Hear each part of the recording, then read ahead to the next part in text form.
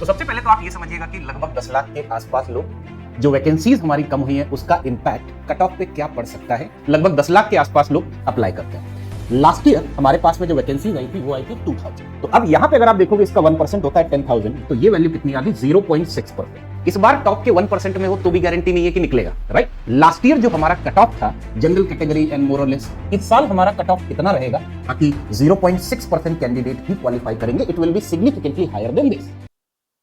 Hello बच्चों, इस वाले सेशन में हम लोग जरा बात करते हैं कि जो वैकेंसीज हमारी कम हुई है उसका इंपैक्ट कट ऑफ पे क्या पड़ सकता है, किस हिसाब से हमारा कट ऑफ मूव होगा उसके बारे में।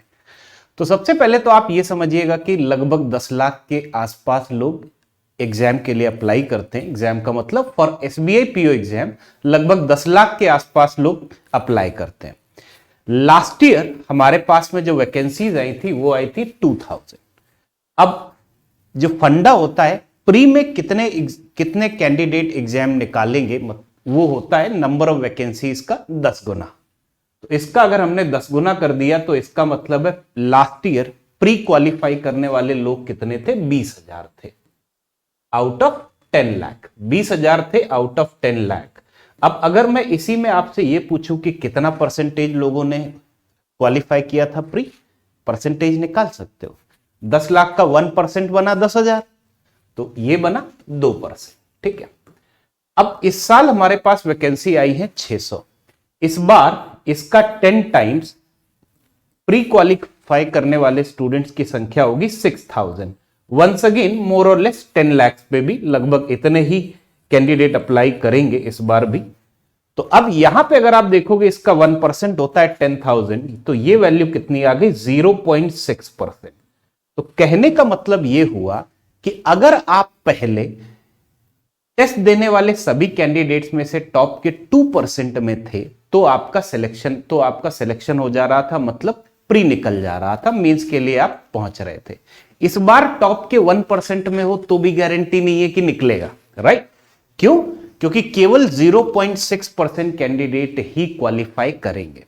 और लास्ट ईयर जो हमारा कट ऑफ था जनरल कैटेगरी एंड मोर और लेस, हमारे पास में जो था ओबीसी का भी लगभग यही सिमिलर था 59 पॉइंट समथिंग। तो लेट्स कंसीडर इट 60 के आसपास हमारा लास्ट ईयर का कट ऑफ था। लास्ट ईयर का हमारा इतना था। इस साल हमारा कट ऑफ कितना रहेगा ताकि 0.6% कैंडिडेट ही क्वालिफाई करेंगे। It will be significantly higher than this.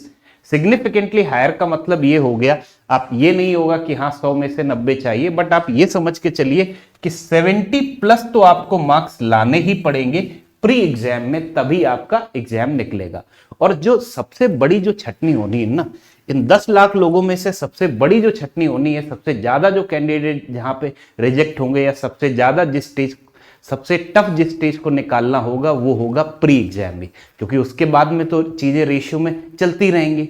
जैसे इसमें से है अल्टीमेटली मेंस एग्जाम कितने लोग निकालते हैं, जितनी वैकेंसी है उसका 3 गुना, तो वो यहां पे भी 3 गुना होगा, इसका 3 गुना, और यहां पे भी हमारे पास में 3 गुना ही होगा।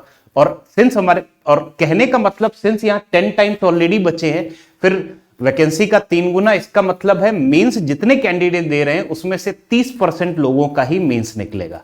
आप ये समझ रहे हो। प्री देने वाले जितने थे लास्ट ईयर, वो थे जितने भी लोग प्री एग्जाम दे रहे थे उसमें से केवल 2% लोगों का प्री निकला। मेंस देने वाले में क्या है कि जैसे अगर आप हर पोस्ट के लिए 10 लोगों ने प्री निकाला, अब उसमें से 3 लोग सेलेक्ट किए जाएंगे, तो 10 में से 3 कहने का मतलब 30% लोग मेंस एग्जाम के लिए जाएंगे।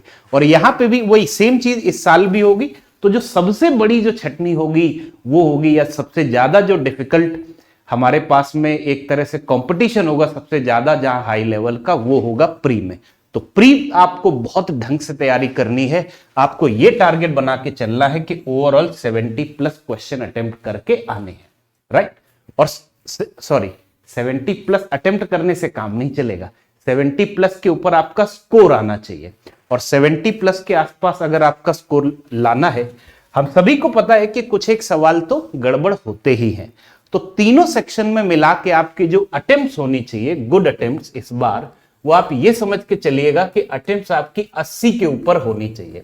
क्योंकि एक जो रूल होता है ना कि लगभग 10% के आसपास क्वेश्चन तो गलत हो ही जाते हैं। तो अगर आप 80 सवाल अटेम्प्ट करोगे ना, लेट से आपने ठीक 80 क्वेश्चन अटेम्प्ट किए, ठीक 80 क्वेश्चन, और उसमें से लेट से आपके 72 क्वेश्चन आपके हो गए करेक्ट, राइट, और गलत आपके हो गए लेट से इसका 10% मतलब 8।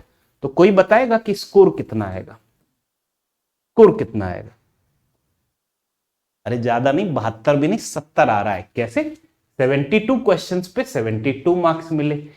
एक गलत होने पे 0.25 मार्क्स नेगेटिव होता है, तो 4 गलत होने पे 1 नेगेटिव, 8 गलत होने पे 2 नेगेटिव, तो आपके 70 मार्क्स आएंगे। तो कहने का मतलब अगर आपको 70 से ऊपर स्कोर लाना है, जो कि सेफ साइड के लिए लाना पड़ेगा ही, तो आपको 80 से ज्यादा क्वेश्चन अटेम्प्ट करके लाने पड़ेंगे, 84-85 के आसपास। अब इतने क्वेश्चन आप अटेम्प्ट कैसे करोगे? आपको हर सेक्शन में आपके अटेम्प्ट बढ़ानी पड़ेंगे। ऑफ कोर्स इस बार इंग्लिश का वेटेज ज्यादा है, प्री में इंग्लिश का वेटेज ज्यादा है, मेंस में कम है, लेकिन तो आपको इंग्लिश में बढ़िया स्कोर करना पड़ेगा। मैथ्स के जो आपको 30 सवाल मिलेंगे, इनका डिस्ट्रीब्यूशन जो भी है, आप ये समझ के चलिएगा कि अगर आप 30 में से 25 क्वेश्चन नहीं अटेम्प्ट कर रहे हो, तो इसका मतलब है आप, मतलब ये सही नहीं है, बहुत कम चांसेस हो जाएंगे आपके एग्जाम निकालने के कि प्री एग्जाम निकले भी। तो आपको जो अटेम्प्ट करने हैं वो 25 के ऊपर करने हैं। और आई नो कि अलग अलग टाइप के स्टूडेंट होते हैं, वो लोग जो मैथ्स को अपना स्ट्रॉन्ग पॉइंट मानते हैं, उनको तो 25 के ऊपर अटेम्प्ट करके आने ही हैं। और वो लोग जिन्हें ये लगता है कि चलो रीजनिंग में खींच लेंगे या इंग्लिश में खींच लेंगे, उन कैंडिडेट्स के ऊपर भी यही है कि आप कितना मैथ्स में, अगर चाहे जितना आप उसमें पूरा भी करोगे, 2-4 सवाल गलत होंगे, लेकिन फिर भी आपको 22 अराउंड क्वेश्चन तो अटेम्प्ट करने ही पड़ेंगे। 22 प्लस किनको? जिनकी मैथ्स वीक है, जो बाकी दोनों सेक्शन में खींचेंगे, और जिनकी मैथ्स स्ट्रांग है उन्हें 25 प्लस, वो भी अराउंड 27-28 क्वेश्चन करके आने पड़ेंगे। मतलब आप केवल 2 या 3 सवाल लीव कर सकते हो, उसके अलावा आप ज्यादा क्वेश्चन लीव नहीं कर पाओगे, राइट। और वो भी जो हमारा टाइम होता है 20 मिनट्स का, तो 20 मिनट के अंदर आप केवल 2 या 3 सवाल ही लीव कर सकते हो। और वो 2 या 3 सवाल ना एकदम ध्यान से समझ के छोड़ना, ये कि वही सवाल आप छोड़ो ना जो आपको लगे कि बहुत ज्यादा लेंदी हो जाएंगे। अगर थोड़ा बहुत लेंदी भी पढ़ रहा है ना, तो भी आप उसे सॉल्व करो। प्रैक्टिस आपको पहले से करनी है कि ज्यादातर स्टेप्स मेंटली हो, कैलकुलेशन जो छोटी मोटी आ जाए या मॉडरेट लेवल की भी कैलकुलेशन आ जाए, वो भी आप मेंटली कर सको। तभी ऐसा होगा कि आप केवल एक दो सवाल छोड़ के आओगे, बाकी आप 27-28 क्वेश्चन अटेम्प्ट कर पाओगे। अब उसके लिए अभी हमारे पास टाइम बहुत है, मार्च में पेपर है SBI PO का, टाइम बहुत है। हमें इस तरीके से आप अपनी कोशिश करनी है, तैयारी हमारी इस लेवल की होनी चाहिए कि अल्टीमेटली मॉडरेट लेवल की कैलकुलेशन हो जाए और मॉडरेट लेवल के सवाल भी एकदम कम से कम लिख के हो जाए, क्योंकि जितना कम लिखोगे आपकी स्पीड उतनी ही बढ़िया बनेगी। और यहां पे जैसा आपको समझ में आ रहा है कि इससे पहले हमारा कम क्वेश्चन, मतलब 35 में से 27-28 क्वेश्चन अटेम्प्ट करके आते थे तो बहुत अच्छा रहता था। यहाँ पे जो लोग जिनका मैथ्स स्ट्रॉन्ग पॉइंट है ना, आपको 27-28 अटेम्प्ट करने ही पड़ेंगे और कोई चॉइस नहीं है, ठीक है। 20 सवाल अटेम्प्ट करके सिलेक्शन नहीं हो रहा। वंस अगेन सबसे बड़ी जो छटनी होगी, जहां सबसे ज्यादा कैंडिडेट रिजेक्ट होंगे, एब्सोल्यूट नंबर की बात नहीं कर रहा हूं, परसेंटेज फॉर्म में, वो कहां होंगे? वो होंगे प्री में। आप ये समझ के चलिएगा कि प्री में हमारे पास जो सिलेक्शन होगा, जो बच्चे प्री निकालेंगे, वो केवल 0.6% है। तो 99.4% कैंडिडेट का प्री एग्जाम भी नहीं निकलेगा। इस चीज को ध्यान में रख के कि कंपटीशन इस बार बहुत ज्यादा टफ होगा, और सबसे बड़ा जो हर्डल आपके सामने होगा वो ये होगा प्री निकालना, राइट।